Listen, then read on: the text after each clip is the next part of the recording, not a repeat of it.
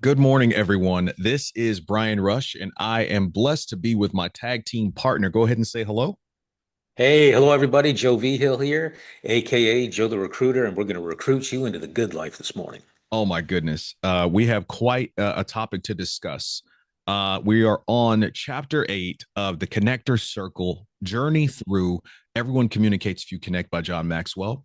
And today we're going to be talking about connectors creating an experience everyone enjoys. Crazy thing is, I've been focusing on this week. How can I make everything I do enjoyable, connective, and relatable to all of my audiences? And so this chapter we're going to get into that, how you can do that. John Maxwell shares some tips on how we can do that a little bit better. It starts off. He tells some funny jokes about his kids when they were younger, when he was Yeah. going to be preaching, and I think some of those were so funny. Uh, he said he asked God to help him with a sermon, and then the little girl thought for a minute and replied, "Then why doesn't he, Daddy?" Like the children were bored by his sermons, and he was like, "I can hardly blame my children because this was something that was he hadn't mastered yet." So right off the bat, him sharing that experience of his kids just not being into his sermons at all. What stood out to you, Joe? That was just it. We're taught basically that we think we're good presenters or communicators or teachers or facilitators when we're really not. And John talks about this because what he does is he says he was getting ready for a sermon all week long and he was excited, getting hyped up, and he knew everybody was going to be excited. But the one thing he forgot was he worked on this all week, but everybody else had lives. They Mm-hmm. had family, they had sports, they had kids, their marriages, their work, businesses, whatever. So they were preoccupied in doing their daily stuff, but he was like just focused on this one thing, getting all excited about it. But what he tells us in this chapter is you have to get into the other person's world to be much more effective when it comes time to communicate, to basically speak their language is what it comes down to. Because if we're not speaking the other person's language, and I don't mean just a foreign language, but what they do, what they're about. If we're not speaking their language, we're really not communicating effectively. And the other side of communication is listening, and they're not listening. Yeah, love it. And he Yeah. shared that funny little prayer Yeah. of the kids whenever whenever he was preaching. Yeah. Now I lay me down to sleep. The sermon's long, the subject's deep. If he should quit before I wake, I ask someone, give me a shake. Yeah. And that's so funny. Like whenever you're in the presence of a speaker who is talking and they haven't really connected, engaged, or made sure the audience enjoyed it, they're just running their mouths and everybody's daydreaming, Yeah. counting the seconds down until they can get out of there. Then he transitions into how to be interesting. Now, that's a bold chapter topic if Woo. you think about it, Yeah. because he's Yeah. assuming he's assuming he knows, and I'm gonna go ahead and agree with him because he's Mhm. spoken all over the world. Um, there there's a quote. The first thing he says: "Take responsibility for your listeners." Joe, what does that mean for you? I mean, take responsibility for your listeners is just this, and he gives this little quote, like you were saying. He says, "In general, there are no bad audiences, only bad speakers." So, if the speaker is not communicating, like I said, to that person, speaking their language, Mm, they're not taking responsibility. Because, like I said, the listeners just aren't going to listen. We have to be prepared for the audience. The audience really doesn't have to be prepared for us. Their preparation is to show up and maybe show up with a pen and pad hmm and ready to listen. We have to be ready to start speaking in terms of like, what is my responsibility? I can't just take a leap of faith and shoot from the hip. We also have to be in that mindset to the point to where what does my audience need to hear? What do they want to hear? Why did they pay their hard earned money to come hear me speak? right. And they could have been doing something else. hmm So if I'm not taking responsibility to give them what they need to hear, oh, and by the way, use the information in a practical application for their lives. so they can excel and do great things as they continue on in their journey, because everybody's got a journey. Right. Right. That's absolutely true. He says this quote, "You can lead a horse to water, but you can't make him drink." That may be true, but it's also true that you can feed a horse salt and make him thirsty. In other Mm, words, you can work to keep your listeners engaged. He says, "When I am speaking to people, I feel it is my responsibility to make an enjoyable learning experience." I love that. I approach this. oh yeah. I love that, and I agree. Okay, and then he asks the question, how can I capture their attention? For my listeners of the connector circle, this is the stuff that you need to write down in preparation to interact with other people. How can I capture their attention? What is necessary to make this speech memorable? And how can I capture their attention and keep them with me to the very end? As a Mm, speaker or a connector, it's your responsibility to cultivate the connection. Right. yes. I will very quickly say I liken it to a gardener who says, "Well, I threw the seeds out. I just threw seeds out and nothing grew." Well, it was your responsibility to cultivate the ground Yep. so it is prepared for connecting with the seeds and nurturing them and growing them. So it's our responsibility as the agents of connection to make sure our audience is connected to, engaged, interested, and you're speaking their language as you talked about a little bit earlier. Here's a quote: "Cemetery communications. Lots of people are out there, but nobody is listening." Oh my goodness, man. That says a lot. Mm-hmm. I mean, now if you want to practice and you want to practice thoroughly, yeah, maybe you should go to the cemetery first and practice your message, practice your speech or something, That's so funny. because you're not going to get a critique from those folks, let's face it. So Mm-hmm. you're not going to get your feelings hurt. But having said that, that cemetery communication, I mean, it's like you says, nobody's listening. Right. But I also like the farmer analogy that you used a moment ago. How do you cultivate that crop? By you can't just throw the seeds out there and hope something happens. Because John asked this question as well. How can you capture their attention and keep with them until you're finished, until the very end? Right. How do you keep their attention from the start, man? You may be doing great. Somewhere in the middle, you're doing okay, but at toward the end, did it really resonate with them, or did they just kind of tap out somewhere along the way? Mm-hmm. You Yes. know. But I Absolutely. always love the farmer analogies you give, man. They're really insightful too. But going back to the cemetery analogy as well, um, you don't want your audience to be dead, because if they're dead and they need to be revived, basically it's the communicator's fault. Yeah, Yeah, 100%. Yeah, yeah, that's exactly the mhm, focal yeah. point of this one. And he even talked about it when he's writing. He asks himself, what would make Oh me yeah. want to read this after he's written a chapter? Mm. And another question is, what will motivate them to turn the page? What will Mm. encourage them to finish the book? And so he's approaching even his writing from the viewpoint of, have I done the work to make them want to be interested, want to turn the page, and want to stay with me throughout?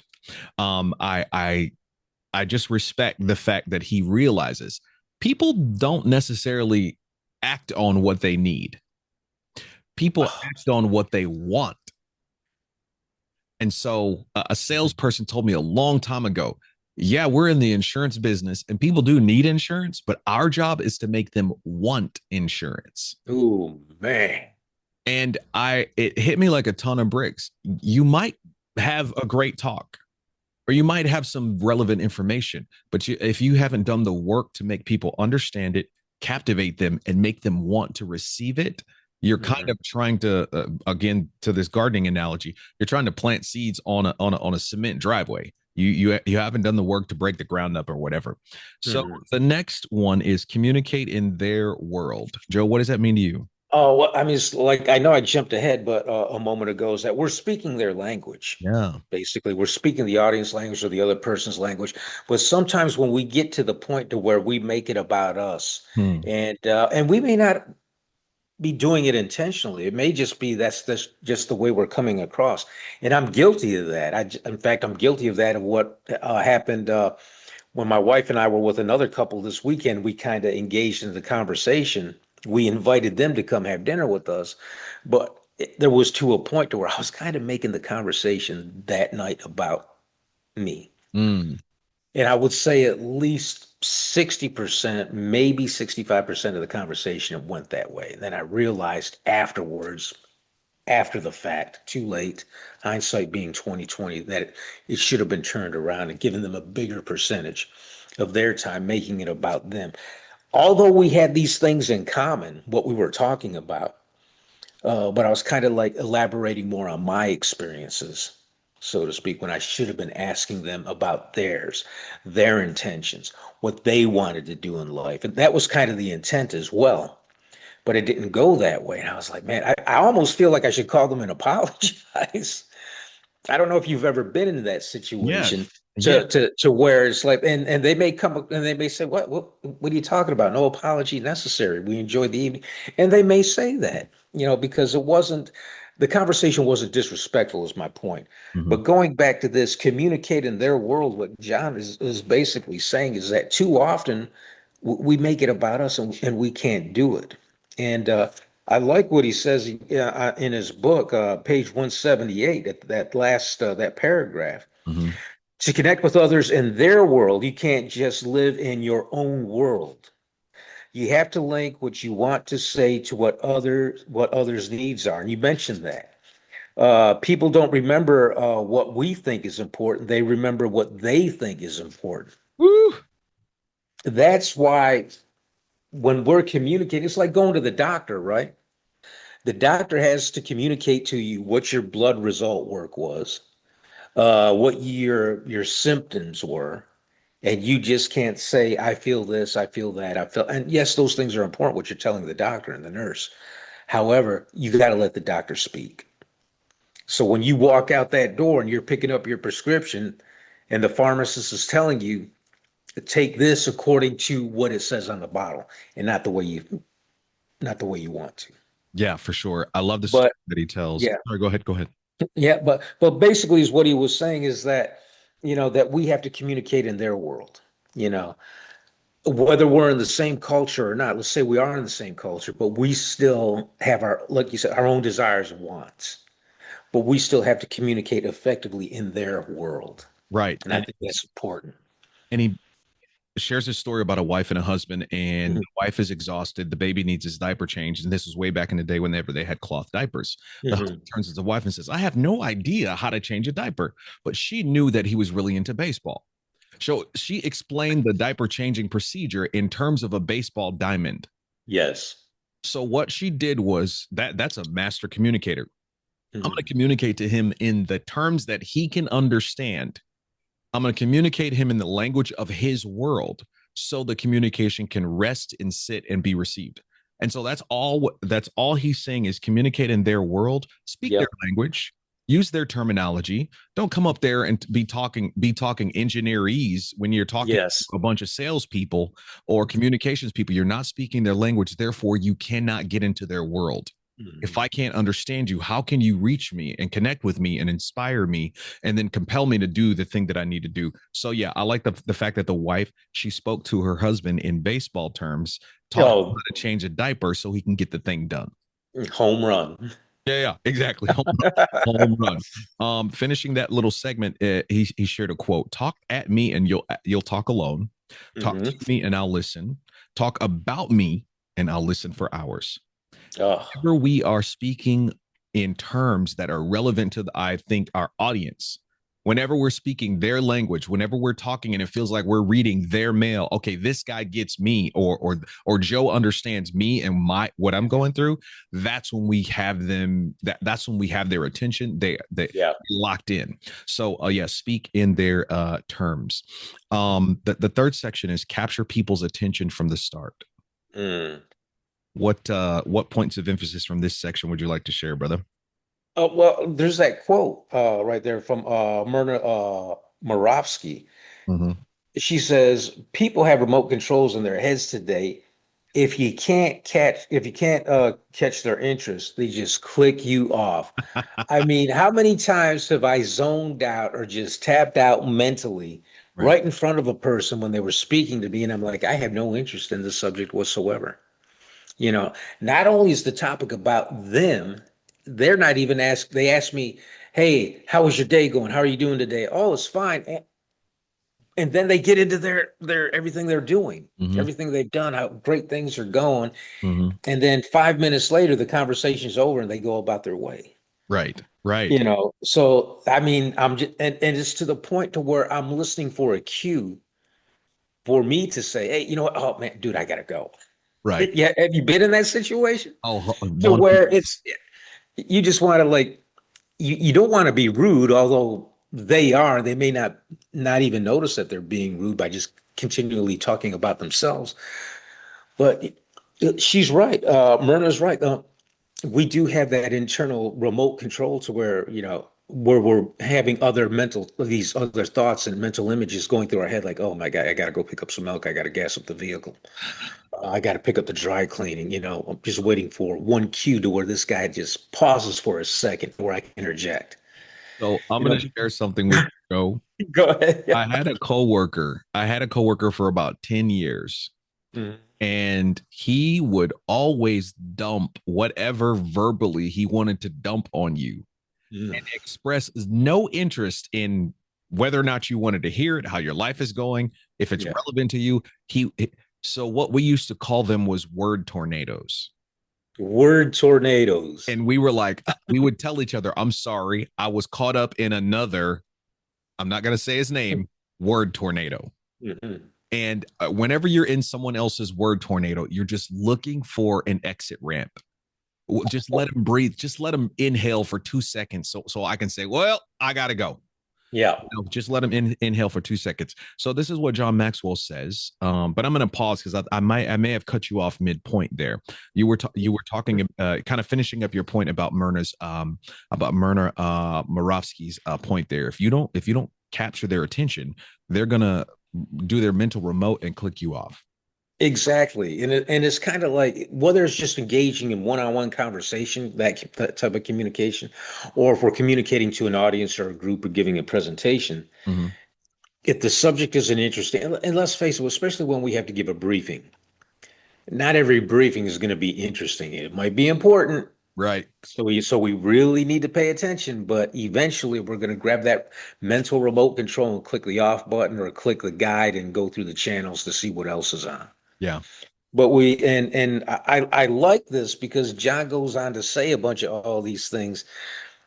Well, I know we're going to get to this part in a moment, but I got to bring this next part up. He says he creates a bit of energetic chaos when Mm-hmm. he's speaking to a group, and I love that. Yeah. But to your point, I like the word tornado phrase Mm-hmm. that I got caught up in this word tornado, this guy. Yeah.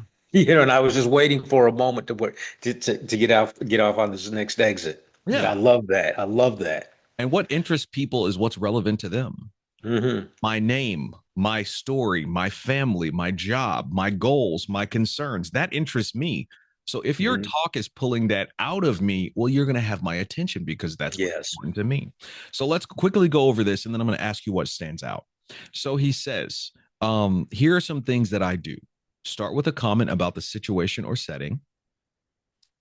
Introduce yourself, like he says, hi, my name Yeah. is John, what's your name, right? And he's in a room Mhm. full of people and they're all screaming their names out on at the same time, but it's effective because our name becomes the sweetest sound to us Mhm. throughout the course of our lives. Then he says relax. He sits, whenever he's talking, he sits on a bar stool, so it lowers the officialness of the communication.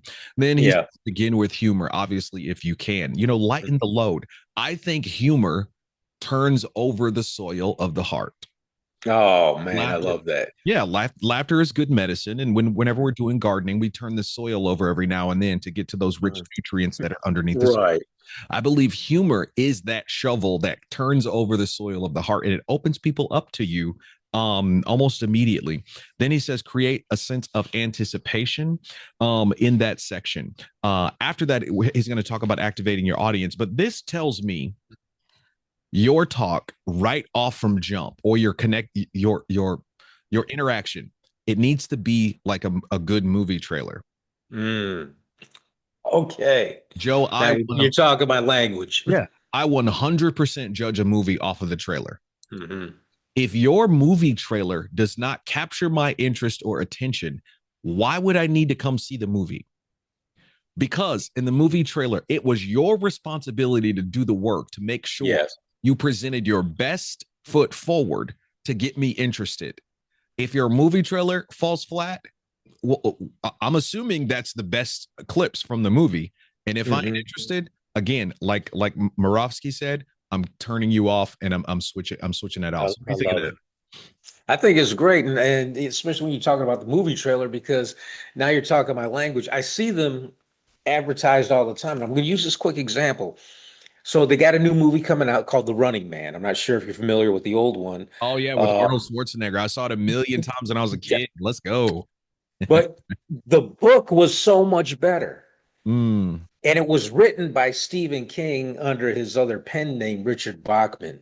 And Oh. the book was so much better. But when I saw the trailer for the new one coming out, I'm not sure if you know that, but there's a new one coming out, I think, in October. What? You see the clips. I noticed the clips, how it follows the book.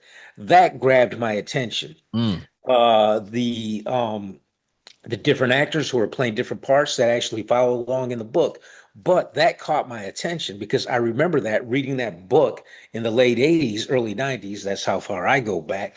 And and not to mention, I'm like, I got to see this movie.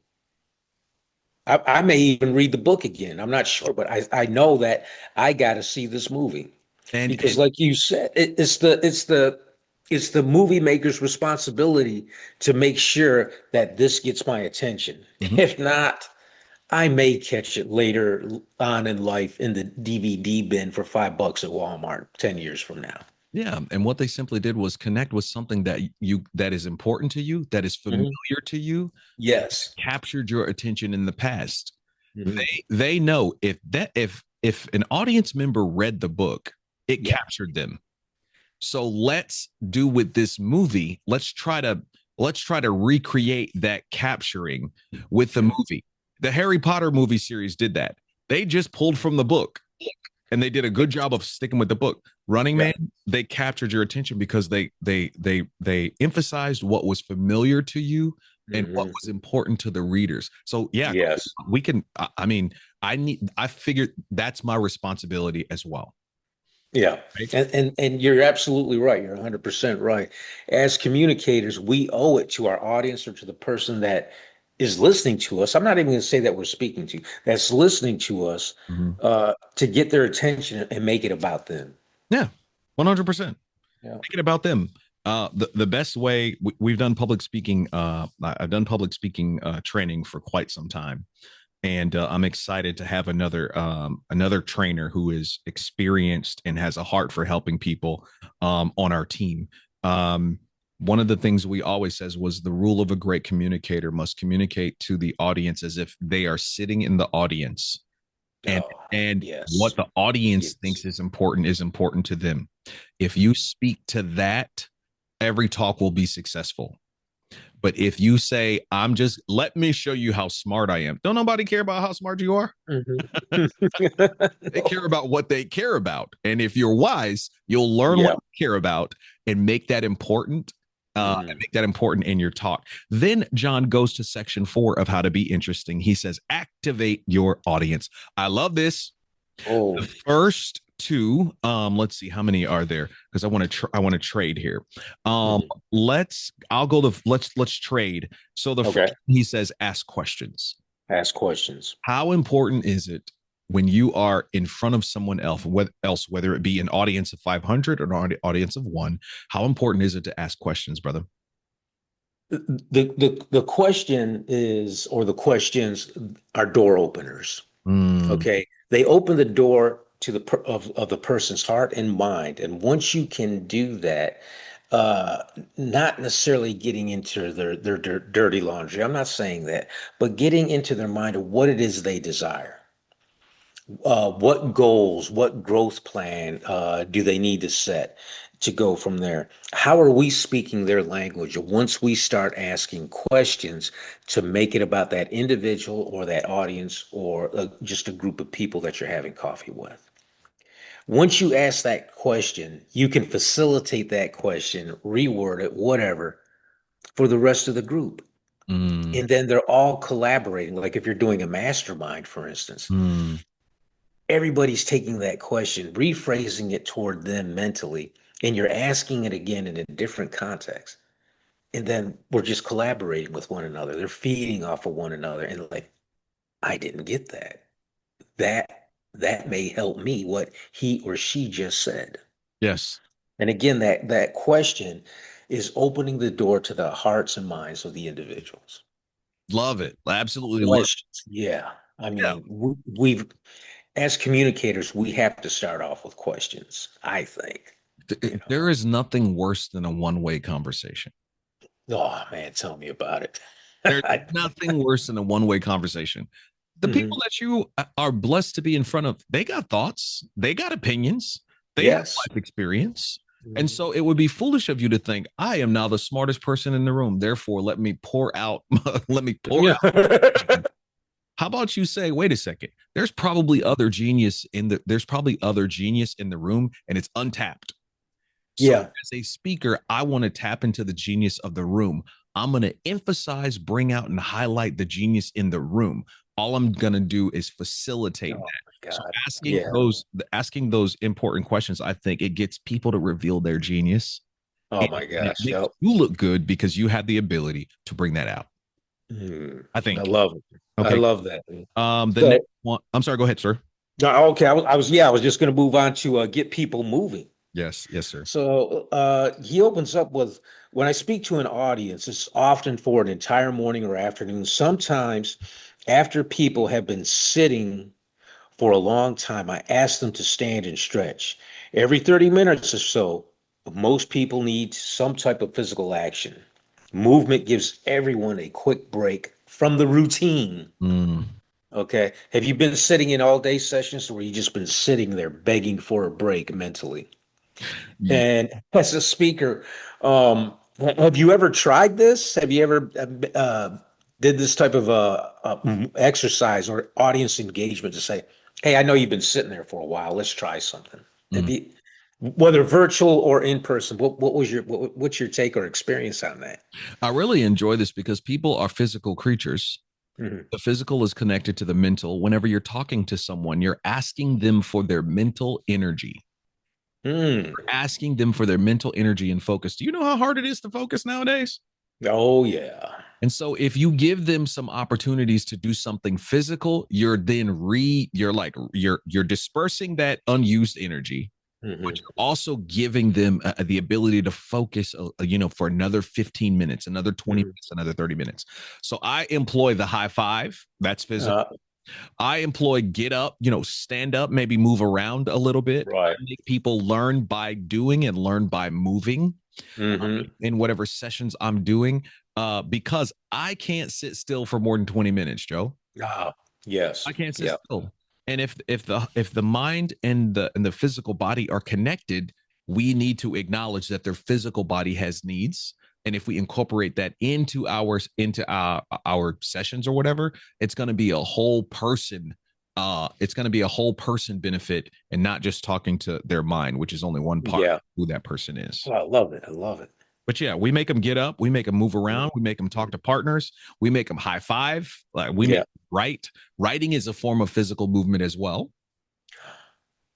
Oh man, yes. I take that for granted. You're absolutely right. Yeah. Yeah, and to highlight that, going back to when you did the marriage seminar using the DISC assessment last year that you invited me into, I saw how you had the audience engage with one another, and not just with you, but with each other. You had the four banners, in each part of the room, in the four corners of the room. You had them go to it. You had them come forward and speak on those things. Yes, sir. I mean, you really facilitated that, but when you did it, you had physical movement going around the room, man, Yes, and sir. that just came back to my remembrance. Yes, sir. Absolutely. And that's Yeah. 100% intentional. If you think about it, let's coin Hmm. another term.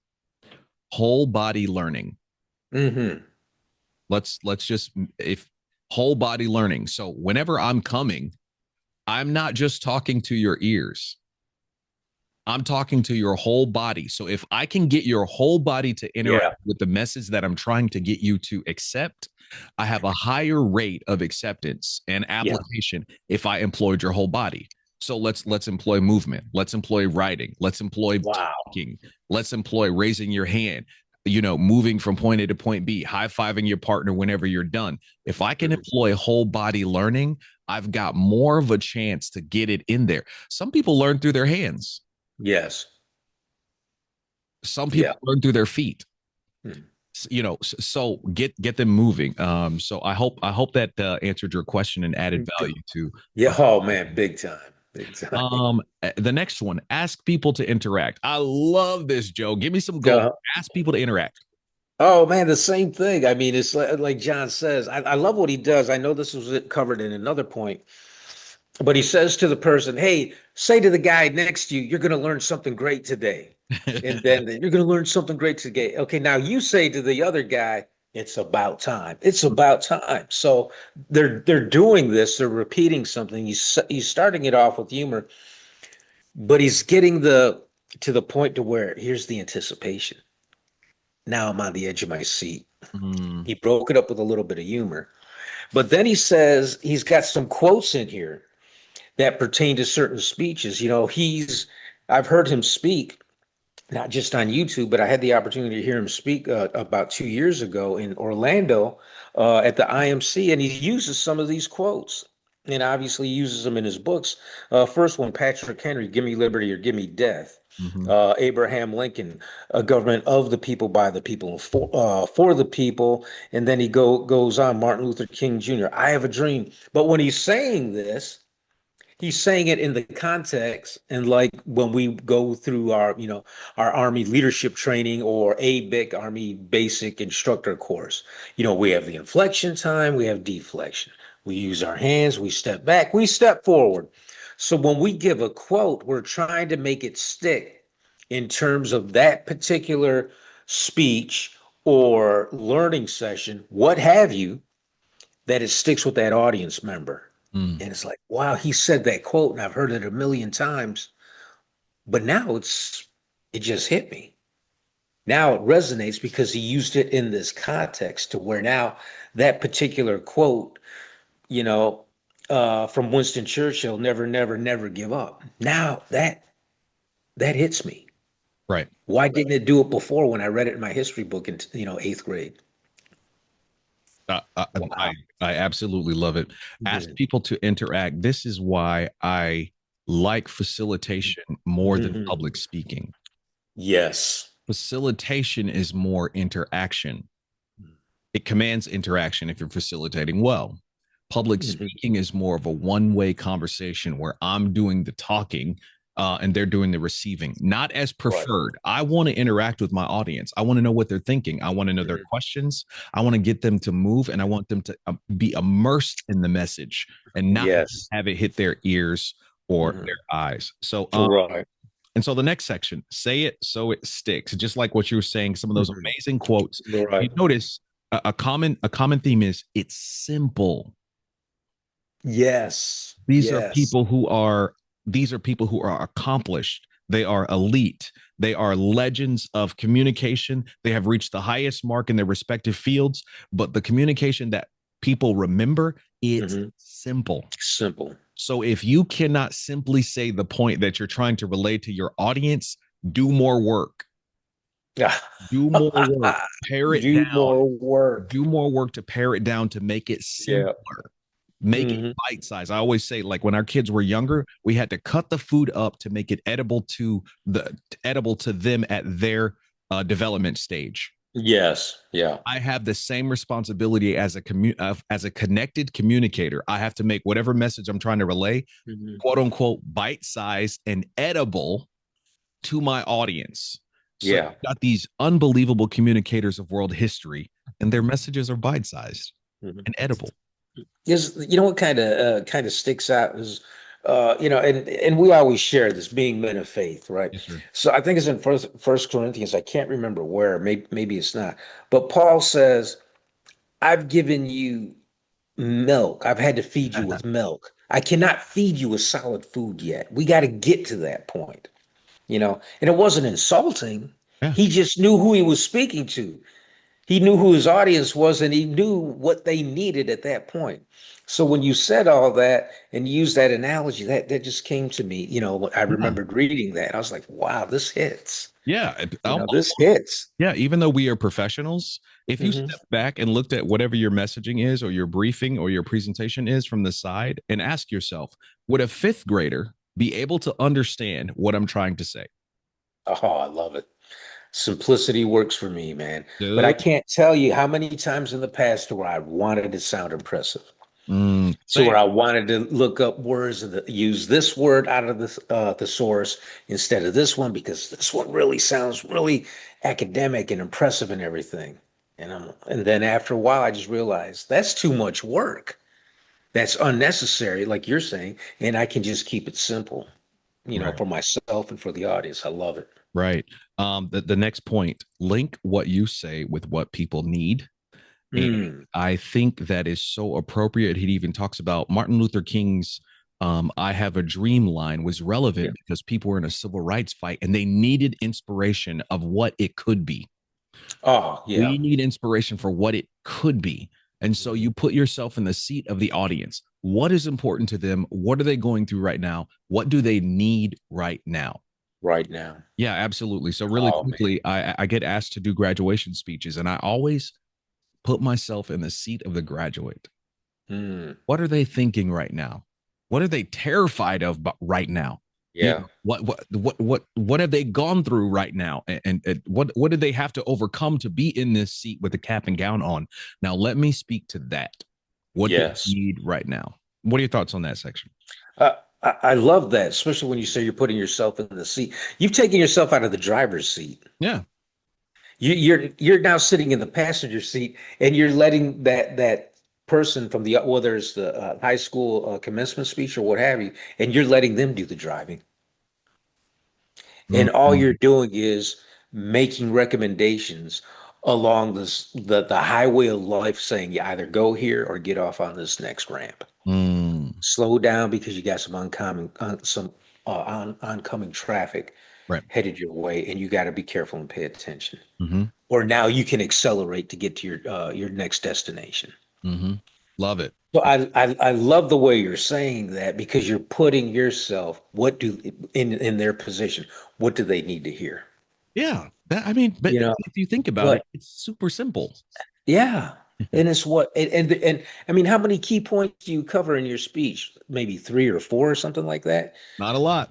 Not a lot. And you give it to and I know they're walking out of that graduation ceremony like, wow, that was his speech was worth listening to. Mm-hmm. Because I can't tell you one word of what my high school commencement speaker said when I graduated from high school, although it was many moons ago, or even my college graduation, which was probably 10 years ago now, or 12 years ago, whatever it was. I can't remember what they said. Right. And But I know you resonate with these kids because you're giving them real life practical applications in simple questions that they can answer later on in life. yeah, no, that's my goal is to be relevant. So the next section is find a way to be original. Studies have shown that there's a direct correlation between predictability and impact. The more predictable listeners think you are, the lower the impact you make on them. Hmm. Um, what do you think about that? I like it because the lower the impact you make on it's great because we have to. It's like we're saying this whole time. Simplicity is key. What is it that they desire? What is it that they want? What is it that they're going to take away from us as we communicate? But let's look at the other side of the coin as well, since we're talking about this. As we're listening to other speakers, are they finding ways to keep it original for me that I can take those applications, apply to my life, and help others use it as well? Mm-hmm. You know, are they keeping it simple enough for me to where it becomes impactful for my life? Right. I love the parables that Jesus talks about Because although when I became a born again believer, a born again Christian, I didn't understand the parables a whole lot. I had to keep reading, reading, and reading. And then later over time, I realized the parables are simple enough for me to understand and that I was overthinking it. How many times have we done that? You know? Look, the most powerful lessons in life usually are simple ones. They're Yes. not easy, they're simple, which is two totally different things. Mm-hmm. They're not easy, they're just simple. So the next Yeah. thing he says is use humor. Yes. Proverbs says a cheerful heart is good medicine. I absolutely believe that. So I tried to Yep. bring humor to a situation. And Joe, both of us are former Army. Mhm. And I told somebody, you cannot survive basic training or these difficult situations that you're going to find yourself in service of your country without bringing unreasonable humor to the situation. Because life is hard. It is. Basic Yeah. training is hard. Getting up at 3 in the morning is hard. Marching 12 miles is hard. You can either approach it with misery and Yep. being mundane and letting the situation impact you, or you can say, you know what, I'm going to find the funny in this situation. I'm going to find the funny. Drill sergeant just yelled at us, cussed us out, cussed us up and down, up and down Fort Benning. I'm going to find the humor in this because if I don't, I'm not going to survive it. And so if Yeah. you become the source of humor for your audience, they are going to appreciate you because you've basically given them medicine for life. Yes. And they need it. Mm-hmm. They need it. I mean, humor has to stand out. I mean, it has to do. And John opens up with humor in a lot of his speeches and a lot of his sessions at IMC, or sometimes if you catch him on YouTube, there's a sense of humor in there somewhere.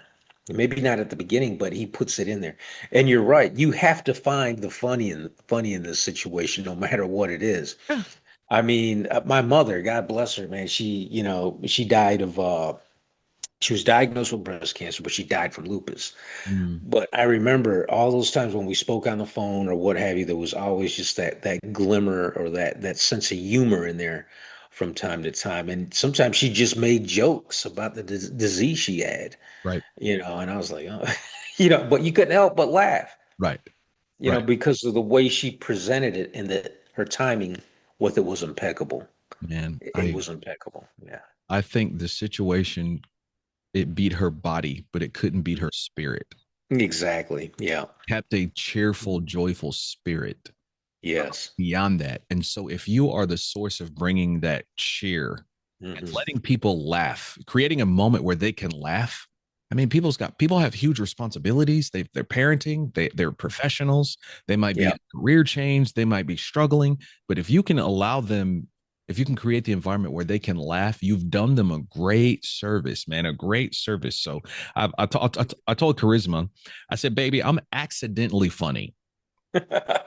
Like I say a lot of funny things, but never like Hmm. whenever I'm trying to craft it in a speech, it's very hard.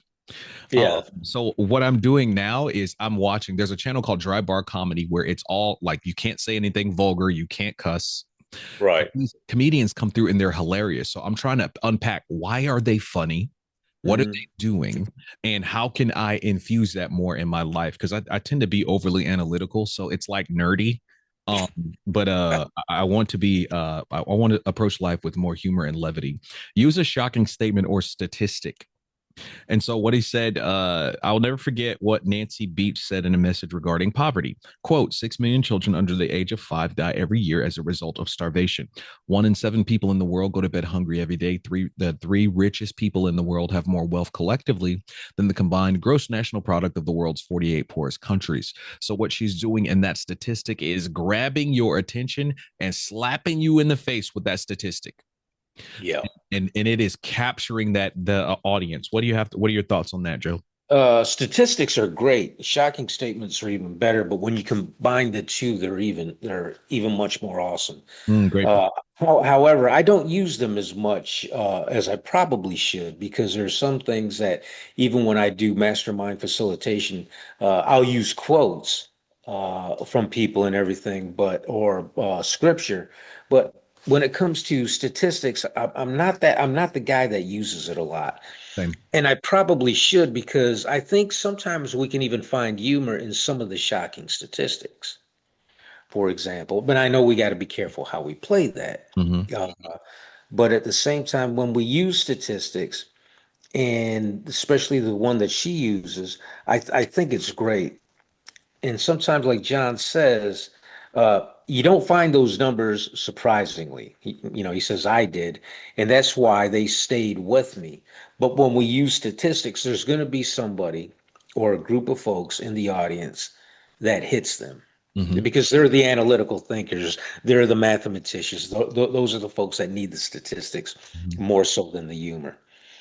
So, as communicators, sometimes we have to find that balance with humor and statistics, and which one do we use more?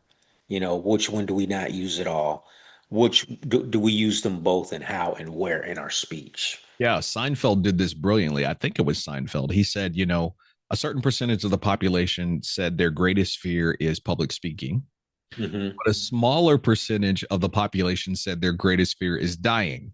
Yeah. He said that means at a visitation or a wake, they'd rather be the one in the coffin than the one to have to get up and say some kind words about the dead Yeah. person.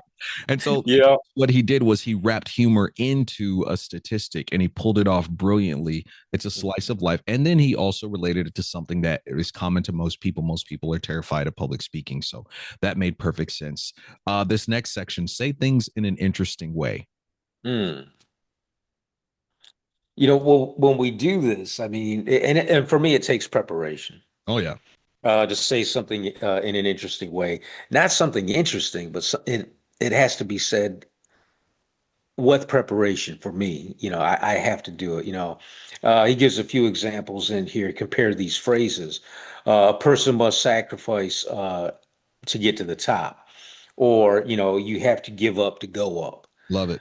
Relationships are important to influence people.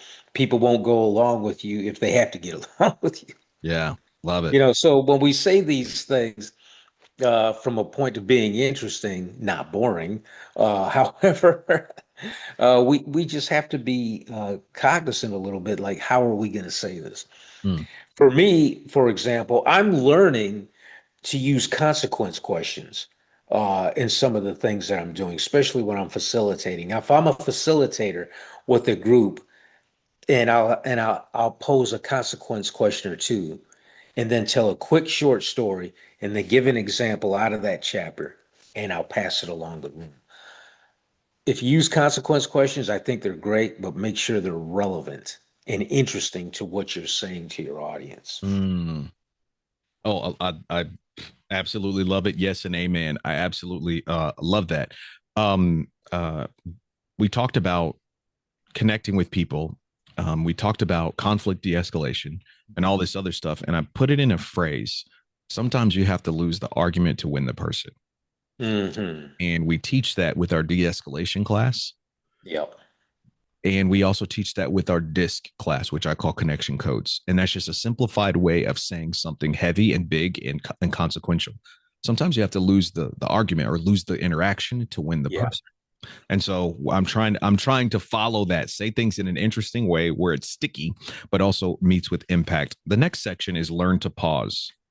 Mm. What do you think of that? Well, okay. Yeah. So learning to pause. Yeah. And that was one of the biggest things Mm-hmm. that I really I didn't do that at first. People kept telling me, you're speaking too quickly. Slow down. Take a moment to breathe and look at your audience. Mm. But I was just finishing up my drill sergeant tour at the time as well. So when we had to go conduct classes, I still had that demeanor. I'm like, okay, you're no longer in a training environment. You're back at ForceCon. Total different mindset. Right. I had to learn to have that pregnant pause in there, and I really didn't even get it until after I was out of the Army and I joined Toastmasters. Mm. And then it was explained to me, this is the pregnant pause. This is where you have to pause. This is where you have to take a moment to have you considered, and why have you considered that? Because it gives me a moment to think about what I might want to say next and try not to anticipate what that individual is going to say. Because I really want to hear what they have to say and not anticipate what they're going to say next. Right. You know, have you been around that person to where you're speaking to them and they're being real quiet and they're looking at you, and you could tell the only thing they're thinking about is what they want to say next, Yeah. not what you just said. Yes, absolutely. And they've got that look on their face like, okay, comment loading. Oh, I love it. Comment loading. I love Comment it. loading. And you could kind of tell it's like, all right, they're going to say something. So why not build in these little pauses, Yes. understanding, and pauses for questions, Yes. pauses for reactions, and pauses to just let it marinate. Right? Yeah. If you become known as a person who creates room for others, people want to dialogue with you. Yeah. I want to create conversations where I specifically make room for other people's natural humanity, whether it be questions or aha moments or frustrations. That's fine. Yeah. Just Right. I want to have that in this situation. So those pregnant pauses are very, very, very important. This next one, before we move on, and I'm going to have you lead what you saw in the rest of the chapter and call it out. Be visual. Oh, okay. Now, I think this is $1 million piece of advice, but I want to defer Yeah. to you first. How important is it to communicate to people visually and leverage the visual? It's real important. I'm a visual learner. Mm, Um, I remember when this was back in the early 90s. We did not have Microsoft at the time when we were doing PowerPoint presentations. We had this thing called Harvard Graphics, and mm. if you put it in front of me, I still couldn't tell you what it was. I just knew it made presentations, and I didn't know how to use it. So when PowerPoint came out from Microsoft, it was like a godsend. It was incredible. But over the years, we have all now it's just too many PowerPoint presentations. But anyway, um, I think being, for me, a visual communicator is very important. Illustrations, doing this, saying that, even with kids, hand puppets, you know, when you're communicating a very important lesson, maybe you need to have little sock puppets. But anyway, when it comes to being visual, we're bombarded though so much with, and John talks about this, the YouTube channel, the television, and then he gives the example, hey, we used to sit around and listen to the radio. And I remember my grandparents doing that. Not a lot of it, but I remember them doing that. They used to sit around the radio because they had a black and white television with maybe three or four channels, and that was it. But when it comes to being visual, it's very important for a communicator to maybe show a graphic, but get it, but not very long. Okay. Show an illustration, when you do your workshops and everything, you're showing visuals, even with two other people communicating, role playing or what have you, that has to connect with the person to drive the point home and to go on to the next point. But and John talks about this story, and I'm not going to get into it. It's kind of long, about the preacher or the guy that wrote a letter to the current preacher that was at the church, and the guy ended up getting thrown in jail. But I would suggest to the listeners that they pick up this book that we're facilitating from. Mm-hmm. Everyone communicates, few connect. It's a great book. I suggest to the listeners that, man, they pick it up and read it and contact us if they want to go through any type of facilitation, Yeah. what themselves or what their organizations. But anyway, I know I'm going on a rant here, but John also talks about, he read this book, The Empowered Communicator by Calvin Miller, and then he Mhm. talks about this story that's on this on the next couple of pages. So, and then he gets into say, tell stories, tell stories. And I Mhm. think telling stories are very important, especially if you want to add a consequence question in there, Mhm. if you can. I know I kind of rambled on that Oh one, no, but that's fine. No, no, no, that's fine. I love your point. I guess just to put a maybe a bow on it, or just put it in parentheses after what you so very well said. If there is a picture that you can use that can speak 1,000 words, why not use the picture? mm, It's more efficient communication. yes. If a picture is worth 1,000 words, don't you want to use those 1,000 words and want to like you? It's gonna help your communication be a lot quicker and a lot more efficient. Exactly. The vision, I, yeah. yeah. Go ahead. Go ahead. So we are people who are visually. God gave us eyes for a reason, Yeah. and they are windows to the soul. So if I Mm, can use something visual in the form of a slide or a picture or an object to communicate a concept, it's going to get in because it's like, oh, visually now I see it. Dave Ramsey does this thing called Financial Peace University. One of the segments he talks about your nest egg, and you want to do things to protect your nest egg, your financial investments that you've won, that you've earned over time. During his seminar, he has a literal egg on a bar stool, and he had a little tiny like jacket made for the egg, wow. like a little tiny jacket made for the egg. And so what he was doing was he was leveraging the visual of an egg, which is fragile. Yeah. And so he put a coat on it, and he said, "This is why you want to have investment vehicles to Mhm.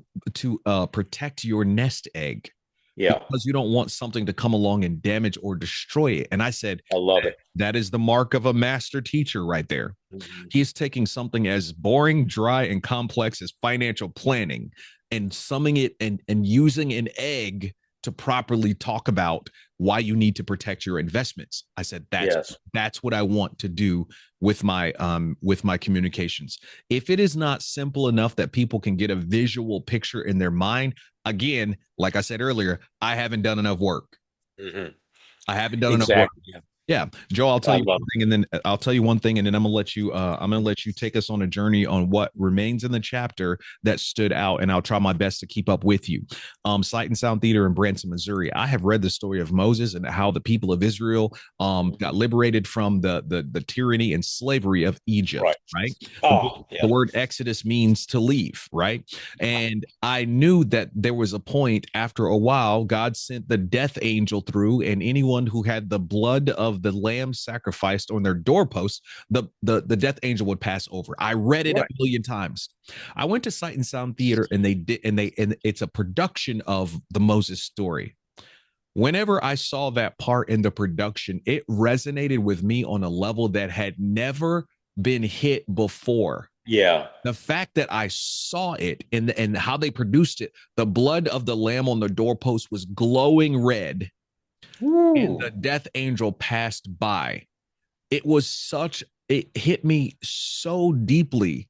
That visual did it, not me reading it, several times over my 40 plus years on this earth. The Yeah. visual was like, oh my gosh, now I know what that means. Now I know Hmm. that was a preview or a movie trailer to the lamb that would come, and his blood would prevent the death angel from passing over our souls once again. So it was amazing, but that Oh. visual blew my mind. So floor is yours. I'm sorry.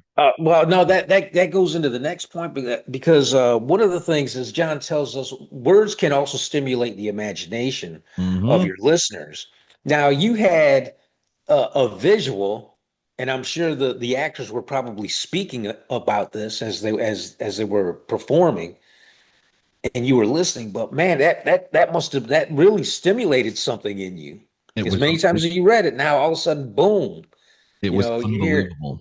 oh my goodness. So on page 188, just above be visual, there's some things in here in that second paragraph from the top that I highlighted. Yes. Right. And John says, many people are insecure with silence. Mhm. I've made it my friend. We talked about the pauses for a moment as well. When I'm communicating, I pause, conveying these thoughts. This is important. We kind of talked about this as well. Consider the context that has been said, underline it in your mind. So when we're visualizing certain things that are important to us, we have to keep these thoughts in mind as well. But I'm going to move on from that. I just kind of wanted to mention that for a moment as well. Mhm. But if we look at page 193, and I know we're going through the book, and I think this is great. Yeah. John tells us, be the communicator you want to hear. Mm. Okay. For a long time, I did not like the sound of my own voice. I really didn't like hearing anything that I wanted to say to myself. So why would anybody want to listen to me when I don't even want to listen to myself? You know, Mhm. but as time went on, I wanted to communicate more effectively. How was I going to do that? Who was going to coach me and teach me? I didn't know anything about coaches at that time. But if we look at that paragraph on page 193, he says that be the communicator you want to hear. The bottom line when it comes to holding people's interest and connecting with others is that you should try to be the kind of communicator you would like to hear. Okay, which communicators do you enjoy listening to? Who connects with you when they speak? That kind of says it all right. Who do you enjoy listening to? Mm. With the internet the way it is, with technology the way it is right now, we can just tap into who it is we want to hear. I listen to guys like Zig Ziglar, Right. rest in peace. The Martin Luther King speech, I Have a Dream speech, Mhm. um, Tony Robbins, Ed Milet. I listen to these guys, not just but for their speaking ability, but for their content as well. And I think that's where I'm going with this. So, Brian, I want to ask you, how do you become that a communicator that you want to hear, not what the audience, what they want to hear, but how do you become the communicator that Brian Rush wants to hear? Oh wow! So I guess I'll pull from the list on page 193, and I'll probably use a couple of these adjectives to say, Mhm. okay, at the very least, this is what I would want to hear. I want to hear informal, Mhm. funny, creative, interesting, and if I could add one, informative. Oh, I that's want that's awesome. to, whenever I talk to someone, I want them to bring me something that is going to help me. Hmm. And so if I want other people to do that, I feel like I need to bring them something that is going to help them and be relevant in their life. So that's what I would Oh, say. Those are the things where if I know I'm checking off those boxes, I'd want to hear it. So I'm guessing my audience would want to hear yeah. Oh, that's great. That's great. And then as we continue to move on, and that comes from a list out of Sonia Hamlin's book, and I'm going to reference her book because John does as well. it. Yep. How to How to speak. talk so people listen. Yeah. Yeah. So I would recommend that folks pick that book up as well. How to Talk So People Listen by Sonia Hamlin. Mm. But she also points out, Hamlin goes on to describe how qualities from each of the lists impacts us positively and negatively as well. So we kind of communicate that. We kind of mention that as well. And he goes on to say, the next time you hear someone communicate, I think it would be a good exercise to take these two lists. Wow. Yeah. What? Now I'm nervous. Oh man, yeah. Because now I know that because we're recording this and it's going to be posted on social media and other platforms as well. People may buy the book and say, Let me look at judge. these two lists. What are Joe and Brian doing?" Let me judge Joe and Brian according to this Exactly. list. I hope Oh I man, pass. I just put us on the spot. Sorry about that. No, no, that's good. That's good. Oh man. Yeah, And we then he should be goes on to following it. say, exactly, yeah, be the person with whom you want to connect. I mentioned a moment ago that, man, I really didn't like the sound of my own voice. I didn't like anything that I had to say. I didn't think it was interesting. But now John is telling us, be the person with whom you want to connect. So the question is, Brian, why do you want to connect with yourself? Mm. I something stuck out to me. It's right Mhm. in the middle of list one. Knowledgeable. Ah, Joe, I pray that when people walk away from me, or what will draw people to me, is I am not just knowledgeable. I seek to share some information to mhm. help them. I've been Oh, yeah. around people who are smart and it's a waste of smarts because they have no interest in serving other people with what they Mhm. know. I want to be a helpful helpful in serving with what I know. So what I have, I bring to you. So I guess to sum it up, the reason why people will want to connect with me, what I have, I bring to them to help. Hmm. Oh, I love it. I love it, man. And again, being a man of faith, wisdom, Yeah. wisdom is the principal thing. I mean, Mm-hmm.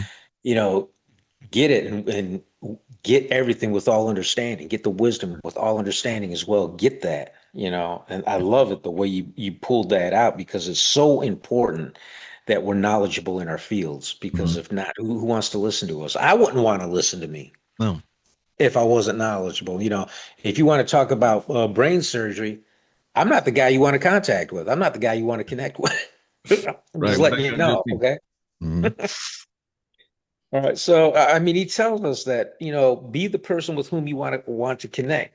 And I think these things are important because if not, then we're just not going to have an audience. And I know this is not about having an audience. I know it's about impact and adding value to people and serving people. And I know that's the direction we're going in.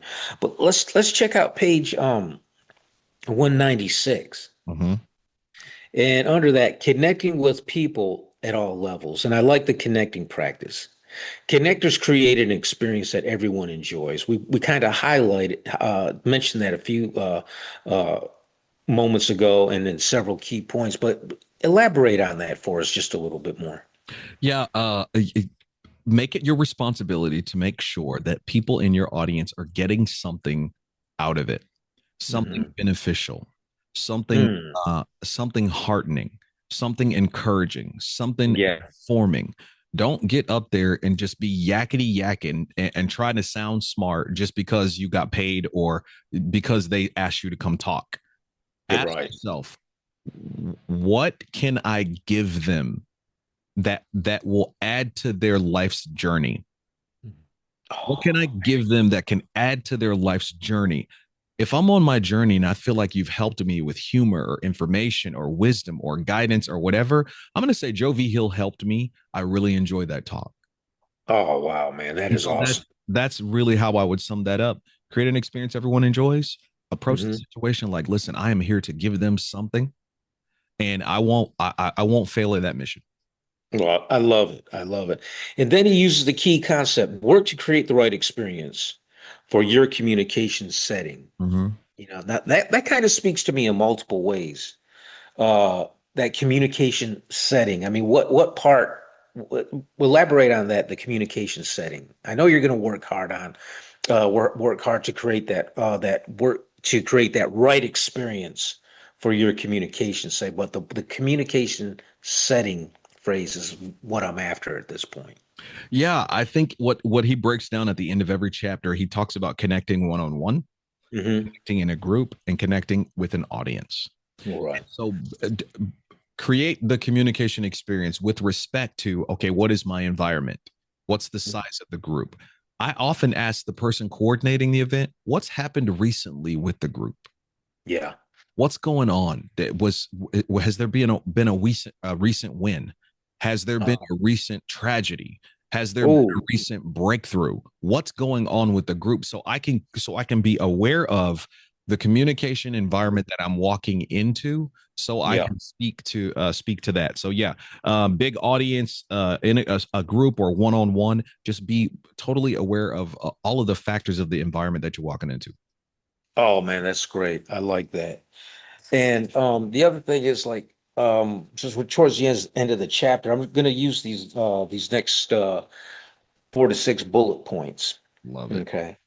And look at this. The first one he starts off with enthusiasm. Mm-hmm. You and I always start off these sessions that way. I mean, we're excited prior to coming on live and doing this, Oh yeah. recording it.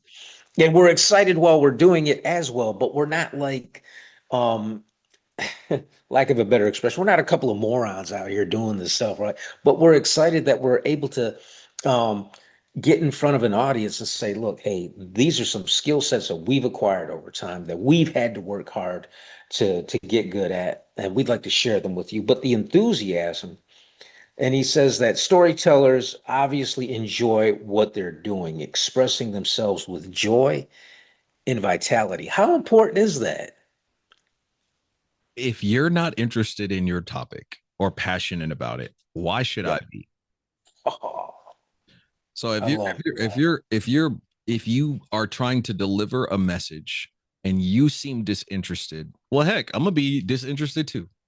Mhm. So if Oh, you're not animated or have any enthusiasm with whatever you're trying to deliver to me, then I don't believe you believe it. So I don't believe it. yeah. Exactly. You mentioned being animated and animation, and that's the next bullet. Mhm. But as speakers, sometimes we can look at the audience. No, man.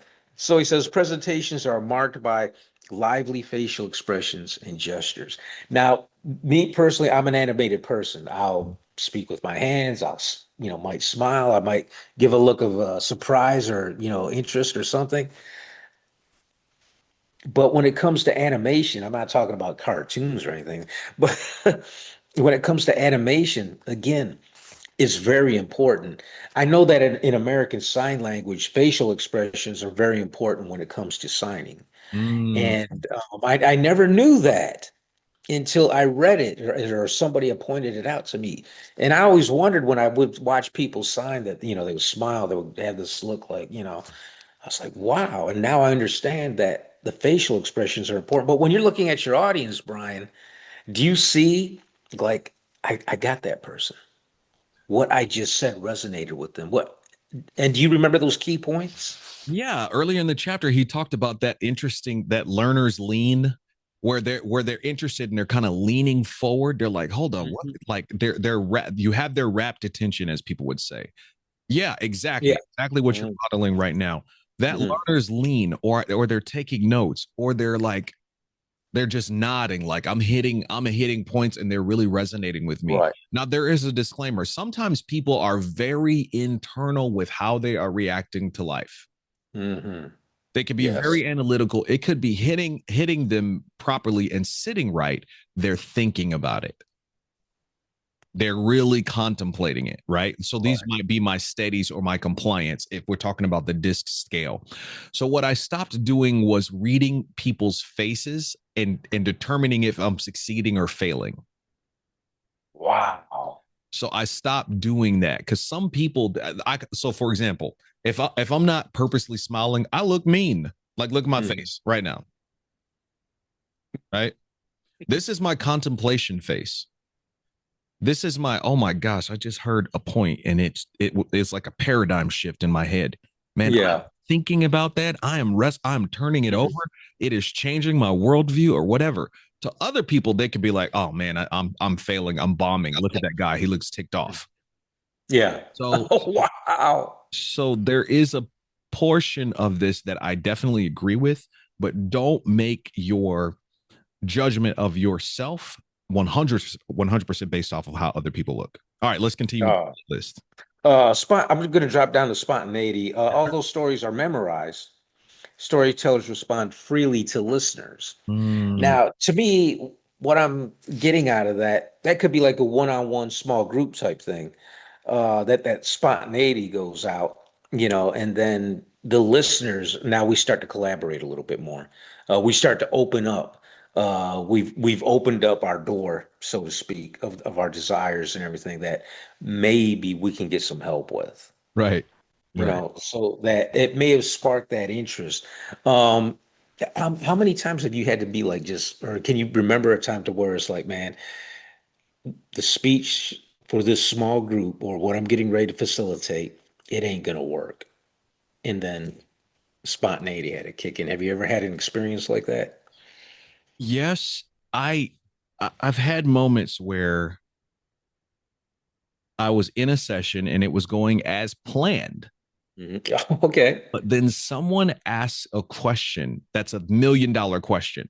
Mm. My plan then goes out the window because this is more relevant to the group and the people in the room. So then I facilitate that thing being the star of the moment because it's so crucial. Right, right. So my idea, my speech, my agenda bro, be willing to throw that out the window if there is something more important that is raised because you set the stage for that to be brought up. Oh man, I love that. Be ready to throw it out the window because you set the stage for what needs to be brought up. Oh Yeah, man. I was working with a group of Mhm, bankers, and mhm, we were 45 to 50 minutes into a 10-minute booking. I'm sorry, an hour long booking. And so mhm, usually the last 10 minutes, I stop, I shut things down, I recap the lessons, and I ask them for feedback. mhm, Well, this one banker put a question on the table. He said, I'm struggling with X. Does anyone mhm. have any ideas on how I can overcome this thing? Dude, all the other bankers leaned forward. The discussion was so valuable. I looked at the event planner. I said, do you want me to end at 1 hour? Do you want to keep going? She was like, no, this is too good. Keep going. Wow. So having that spontaneity, sometimes in the room, reading the room and reacting to something that goes on in the room, that's the best service that you can provide for the audience and not your agenda. Mhm. Oh man. That is so awesome, man. The way you put that together. See, that's what I love about you, brother, man. You can pull things and say, this is what I've experienced and this is what's worked, Yeah. or this is what I remember in this situation, man. I love the experience that you bring to the table. So I want to go over this last one, and we've kind of Yeah. touched on this.